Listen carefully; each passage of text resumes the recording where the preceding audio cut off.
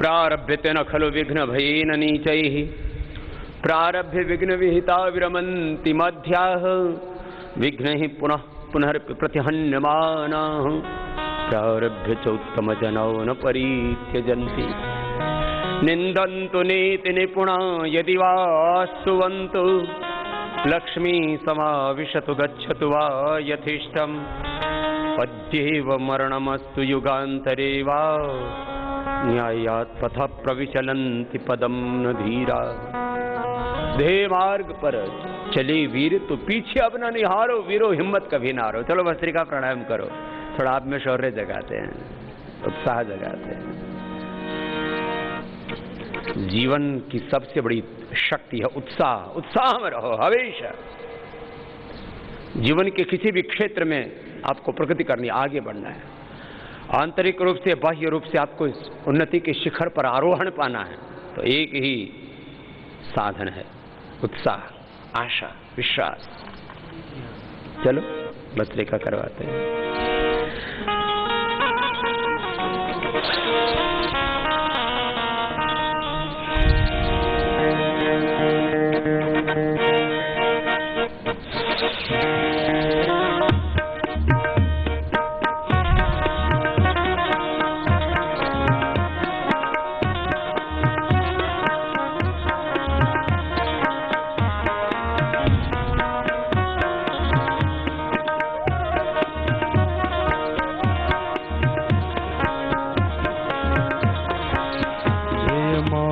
पर चले वीर तो, हे मार्ग पर चले वीर तो, पीछे अब न निहारो हिम्मत कभी न हारो वीरो हिम्मत कभी न हारो। अरे हिम्मत कभी न हारो वीरो हिम्मत कभी न हारो।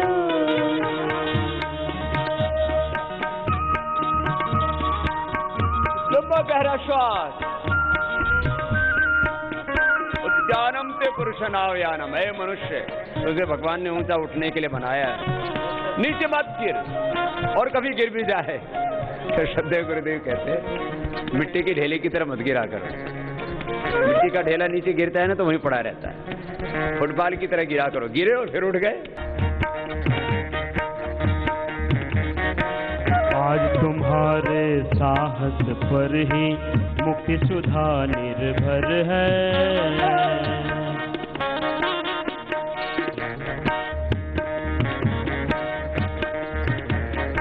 आज तुम्हारे साहस पर ही मुक्ति सुधा निर्भर है।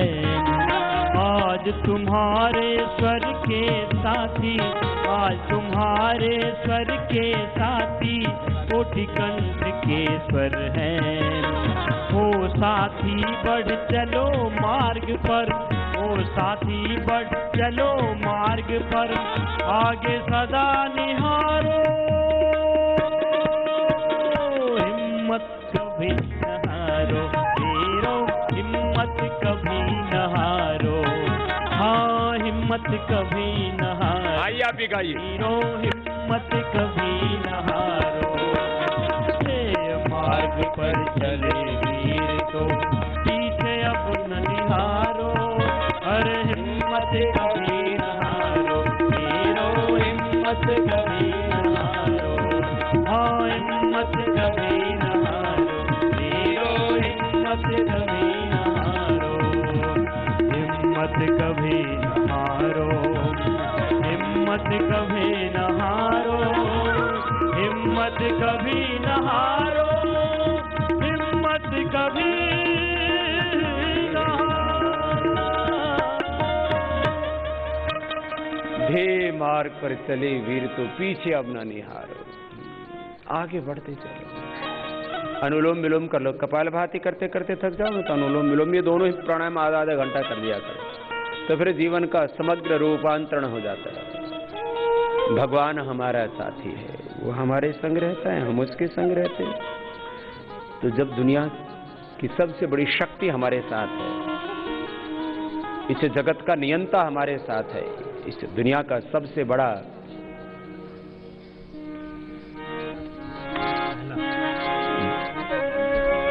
राजा, सम्राट, इस दुनिया का मालिक, जिससे बड़ा कोई धनवान नहीं, विद्वान नहीं, गुणवान नहीं, जिसके समान और दूसरा कोई महान नहीं, वो भगवान हमारे साथ है ना, तो फिर आगे बढ़ो, अनुलोम विलोम करो, लय के साथ करो।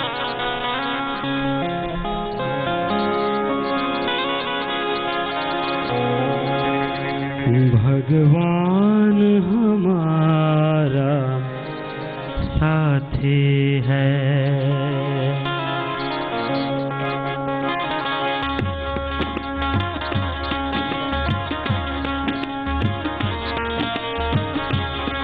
भगवान हमारा साथी है, भगवान हमारा साथी है।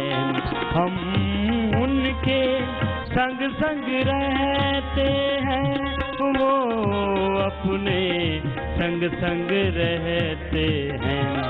जैसे दीपक में बाती है, जैसे दीपक में बाती है, भगवान हमारा साथी है। अनुलोम विलोम करते रहो। गुरु सत्ता, भागवत सत्ता का साहचर्य निरंतर हमें मिलता रहे, और फिर भी हम खुद को अभागा, दीनहीन, दुखी, दरिद्र, अकेला अनुभव करें, एकाकी अनुभव करें, ये तो ठीक नहीं है। अनुलोम विलोम करो और हर पल अपने अंग संग गुरु सत्ता को, प्रभु सत्ता को अनुभव करो, फिर देखो जीवन कितना खुशहाल है। वो खुदा दोस्त है, खिदमत में हाजिर है, हजारों भुजाओं से।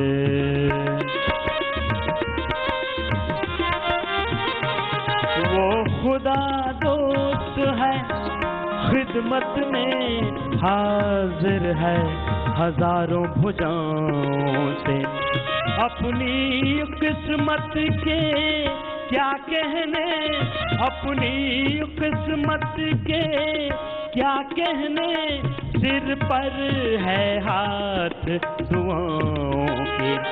ऐसा साथी किसका होगा, ऐसा साथी किसका होगा, ये सोच आंख भर आती है। भगवान हमारा साथी है, भगवान हमारा साथी है। वो अपने संग संग रहते हैं, वो अपने संग संग रहते हैं, हम उनके संग संग रहते हैं। जैसे दीपक में बाती है, जैसे दीपक में बाती है, भगवान हमारा साथी है, भगवान हमारा साथी है। हम उनके अंग संग रहते हैं, वो अपने अंग संग रहते हैं। जैसे दीपक में बाती है, भगवान हमारा साथी है, भगवान हमारा साथी है, भगवान हमारा साथी है, भगवान हमारा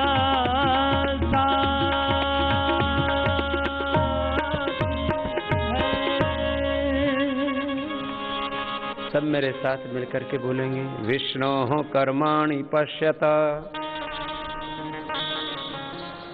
यतो व्रतानि पस्पशे, इंद्रस्य युज्य सखा। वेद में मंत्र है, विष्णोः कर्माणि पश्यत। भगवान के कर्मों को तो देखो, कितना महान है वो। दिल सोचता है खुद वो कितना महान होगा, इतना महान जिसने संसार है बनाया। भगवान से महान और मित्र कौन हो सकता है? दुनिया में कोई एक मित्र चाहिए, एक साथी चाहिए जीवन जीने के लिए। इसलिए जो गृहस्थ लोग हैं वो जीवन साथी बन जाते हैं, एक दूसरे के हम सफर बन जाते हैं। आध्यात्मिक मार्ग में गुरु शिष्य एक दूसरे के हम सफर होते हैं और एक परस्परम भावयन्तः एक दूसरे के प्रति दिव्य भाव से श्रेय को प्राप्त करते हैं। सबसे बड़ा हमारा सखा, मित्र, साथी, संगी, दोस्त, इंद्र से युज्य सखा भगवान ही तो है, जिसके अनुशासन में सारी दुनिया बंधी है। आओ कपाल भारे करो। ऐसे हर पल भगवान को अपने अंग संग अनुभव करना है। यही बात मैं कह रहा था निष्ठा के संदर्भ में, भगवान के प्रति, गुरु के प्रति, वेद के प्रति, शास्त्र के प्रति, ऋषियों के प्रति, अपनी आत्मा के प्रति अपनी अखंड निष्ठा।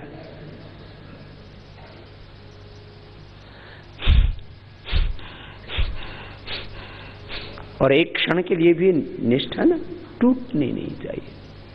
फिर देखो जीवन में ऊंचे ही ऊंचे उठते जाओगे, आगे आगे बढ़ते जाओगे।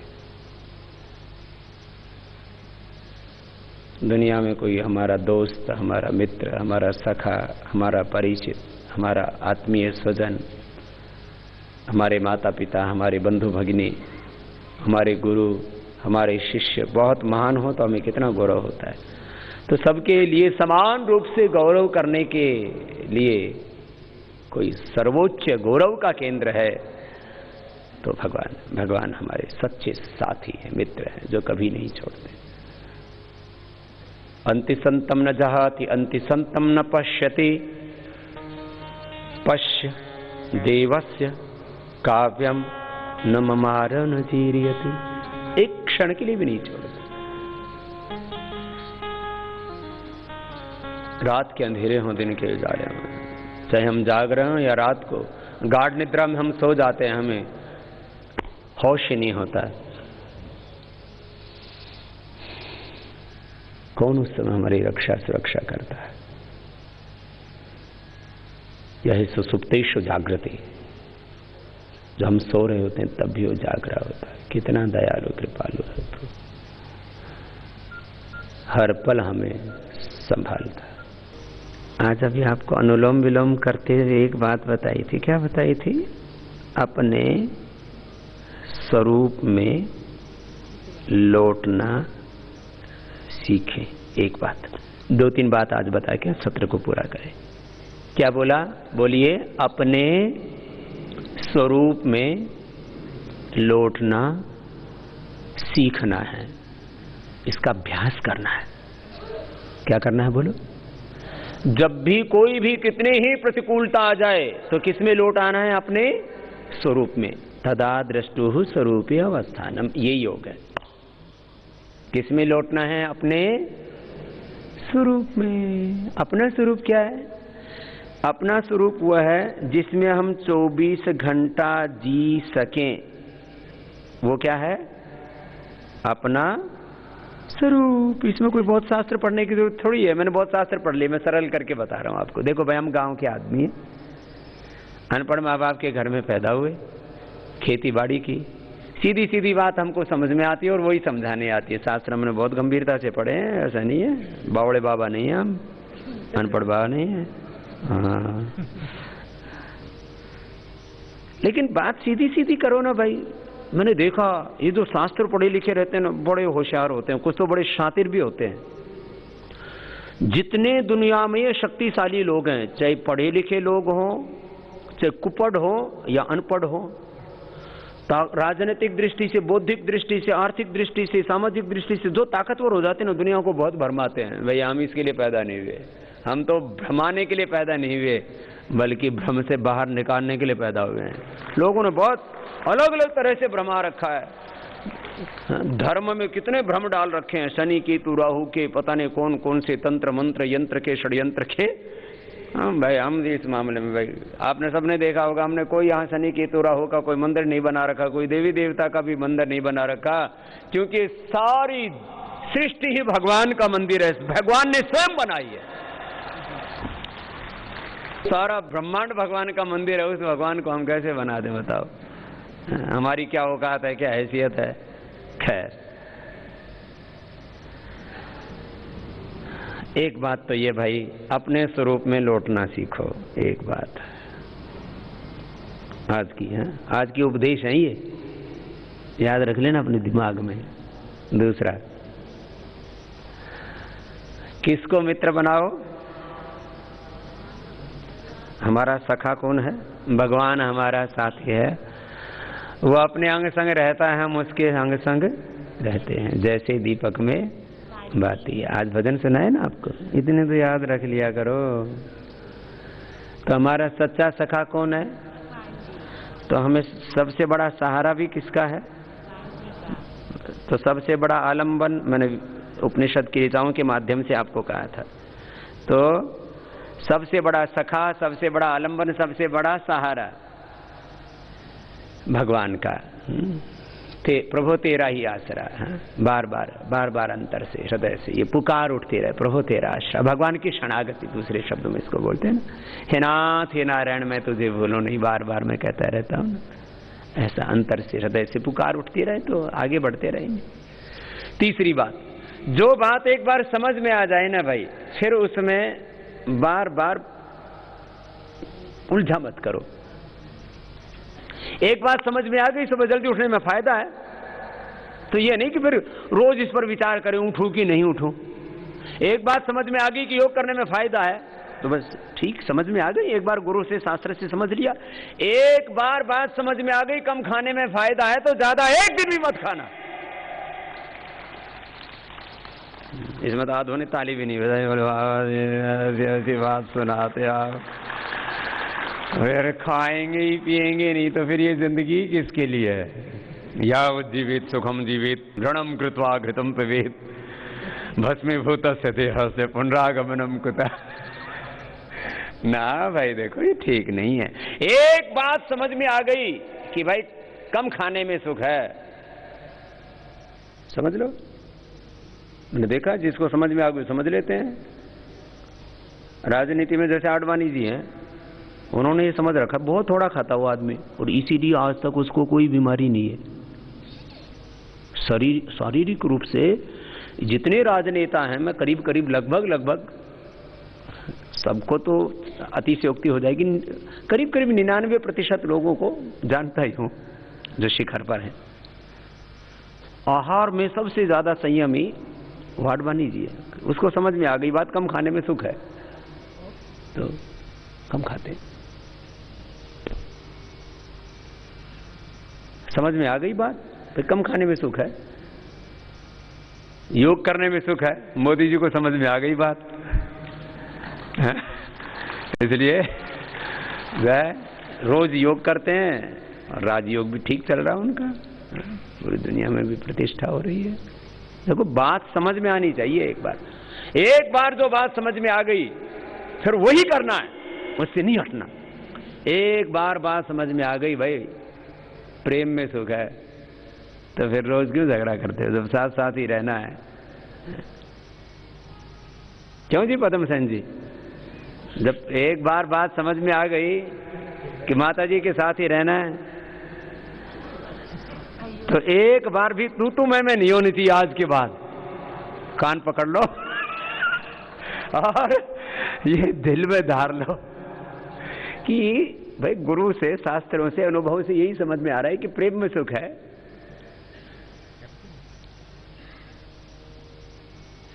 एक बार जो बात समझ में आ गई, फिर बार बार उसका उल्लंघन नहीं करना, उसको छोड़ना नहीं चाहिए, उस बात को पकड़ के रखो।